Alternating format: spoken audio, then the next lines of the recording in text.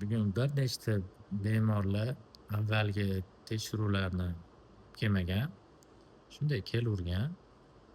Aaa, men buni mas'uliyatsizlik deb hisoblayman. Sababi ba'zi bemorlar bor, prям xolodilnikka magnetik bilan yopishtirib qo'yadi назначениyalarni vaqtida ichirish uchun, vaqtida qilish uchun. Doktorga kelayotganda popkaga chiroyli qilib solib, qog'ozlarni olib keladi. Aaa, aksariyati shunday chiqib kelaveradi. Bu nima degani? Masalan, siz keldingiz, masalan 3 oy oldin kelgandirsiz, 6 oy oldin kelgandirsiz. Doktor esida turmaydi. Siz doktorni bitta yagona kasaliman deb o'ylasangiz xato qilasiz. Har kelganda so'ramasligi mumkin, masalan vaziyatga qarab. Lekin aksariyat holatda avvalgi tekshiruvlar kerak bo'ladi. Bu yordam beradi. Ortiqcha yana savol-javob qilishga, ortiqcha tekshiruvlardan saqlashga yordam beradi. Yozuvlarni qarab, nima tashxis qo'yilgan, nima dori ichgan, analiz beradi. O'shaning uchun doktorga borishdan oldin eshikni kiyinib, eshikni ochayotganda to'xta, men qayerga ketayotgandim?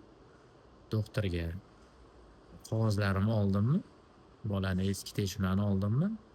Omadmanu deb olvoring. Shappa kiyinib taksi chaqirib chiqib ketavermasdan, bu mas'uliyatli hisoblanadi. Ya'ni siz qanchalik mas'uliyat bilan yondoshsangiz, shunchalik bolada o'zgarish bo'ladi. Для галочки kelib ketaversangiz, unda doktorda ham vaqt ketadi, normalniy samara ham ko'rmaysiz. Men shunaqa deb o'ylayman. Ayrimlari вообще dahshat. Keladi, очередь kutib, yozdi, keldi, dori yozdim. 3 oydan keyin keladi, u qog'ozga qaramagan ham bo'ladi. O'sha eski dozada ichib yurgan. "Men bu dozada berdingizmi?" desam, "Yo'q, shu eskida berdim." "Men qaramadingizmi? Yozilgan-ku" desam, "Voy, qaramabman" deydi.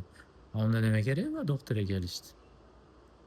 Sal nima deydi, o'zinglarni vaqtinglarga, doktorni vaqtiga, qadriga yetinglar. Mas'uliyat bilan yondoshinglar. Endi bu nima deydi, aytish uyat, lekin gapirmasak bu narsa tugamayapti. Просто doktorga chiqishdan oldin eski qog'ozlarni olvoling. Og'ir emas u, tonna emas u, bitta paketga sig'adi. Olsangiz doktorga ancha yordam bo'ladi.